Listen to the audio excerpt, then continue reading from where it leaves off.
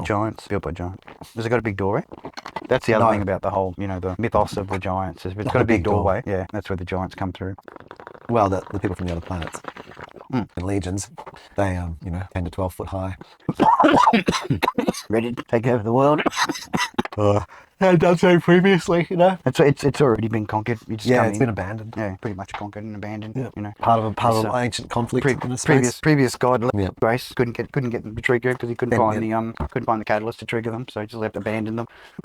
Didn't become sentient. Just fought amongst each other over stupid fucking ideologies, and it's like, fuck this, getting out of here. Fuck it, didn't understand. Just leave it. Whoever wants to conquer it next, off you go. I'll leave it. But no one bothered. They just went, and the people left. Everyone went rogue and weird. Came up with these strange ideas. Yep.